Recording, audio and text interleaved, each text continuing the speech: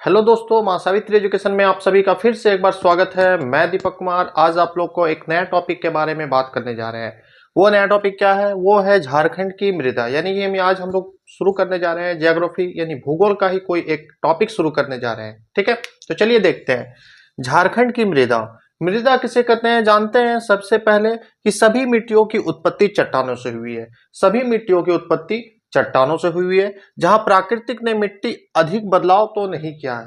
प्राकृतिक जो हम लोगों नेचुरल है, नेचर है, वो अधिक बदलाव नहीं किया है। ठीक है, अब देखते हैं मिट्टी चट्टान जल वायु जीवाश्म पदार्थ के संयोजन से ही बनी है। यही सब की मिलावट से क्या हुआ? आज मिट्टी का निर्माण हुआ है। ठीक है, अब हम लोग देखते हैं झारखंड में देखा जाए तो 6 प्रकार की मिट्टियां पाई जाती है। झारखंड में देखा जाए तो 6 प्रकार की मिट्टियां पाई जाती है। तो देखते हैं पहले कौन कौन सा है भाई। लाल एवं पीली मिट्टी, सेकंड है बलुआई या फिर रेतीली मिट्टी, थर्ड है लेटेराइट मिट्टी, चतुर्थ है अभ्रकी मिट्टी या फिर अभ्रक मूलक मिट्टी, फिफ्थ है काली मिट्टी, सिक्स्थ है जलोढ़ मिट्टी। ठीक है, ये हो गया आपका झारखंड में 6 प्रकार का मिट्टी। अब हम लोग एक एक करके हर मिट्टी का डिस्कशन करने जा रहे हैं। ठीक है, सबसे पहले देखते हैं लाल मिट्टी। लाल मिट्टी झारखंड के अधिकांश भूभाग में लाल मृदा के विस्तार पाया जाता है। इसका निर्माण देखा जाए तो पठारी क्षेत्रों में नीस, ग्रेनाइट, सिस्ट आदि क्षेत्र में हुआ है। ठीक है, वही देखा जाए कि यह मिट्टी अत्यंत रंध्रयुक्त है। यह मिट्टी अत्यंत रंध्रयुक्त है। ह्यूमस, नाइट्रोजन, फास्फोरस आदि की इसमें कमी पाई जाती है। ठीक है, यहाँ तक क्लियर हो गया। यह हो गया आपका लाल मिट्टी। नेक्स्ट देखते हैं हम लोग बलुई या फिर रेतीली मिट्टी। इस मृदा का विस्तार मुख्य रूप से धनबाद और हजारीबाग के पूर्वी भाग तथा दामोदर घाटी के क्षेत्रों में हुआ है। नाम से ही पता चल रहा है कि रेतीली मिट्टी, बालू जैसा मिट्टी होता है ना, उसको बोलते हैं रेतीली मिट्टी। यह मिट्टी गोंडवाना चट्टानों के टूटने से बना है। जो गोंडवाना चट्टान जब टूटा, टूटने से यह मिट्टी का क्या हुआ? निर्माण हुआ। इसमें नाइट्रोजन, ह्यूमस की आदि की कमी पाई जाती है। इसमें न्यूट्रोजन में नाइट्रोजन और ह्यूमस की कमी पाई जाती है, जबकि जिसके कारण इन क्षेत्रों में मोटे अनाज की कृषि की जाती है। जिस कारण से इस क्षेत्र में कैसा कृषि होता है? मोटे अनाज की कृषि होती है। ठीक है, यहाँ तक क्लियर। नेक्स्ट है लेटराइट मिट्टी। इसका विस्तार देखा जाए तो राजमहल की उच्च भूमि, रांची का पठार, पलामू का दक्षिणी भाग, ढालभूम, सिंहभूम के दक्षिणी पूर्वी क्षेत्रों में इसका जो निर्माण होता है यही सब जगह में होता है।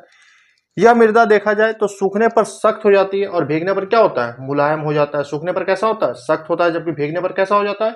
मुलायम हो जाता है। ठीक है, इन क्षेत्रों में धान, गन्ना तथा सरसों आदि की कृषि की जाती है। क्या क्या कृषि की जाती है? धान, गन्ना, सरसों, ये सब की कृषि की जाती है। इसमें सिलिका, एल्युमिनियम तथा लोहे की अधिकता पाई जाती है, जबकि नाइट्रोजन, चूना या ह्यूमस की कमी पाई जाती है। यहाँ तक क्लियर हो गया होगा। अब हम लोग देखते हैं नेक्स्ट। इसमें है काली मिट्टी।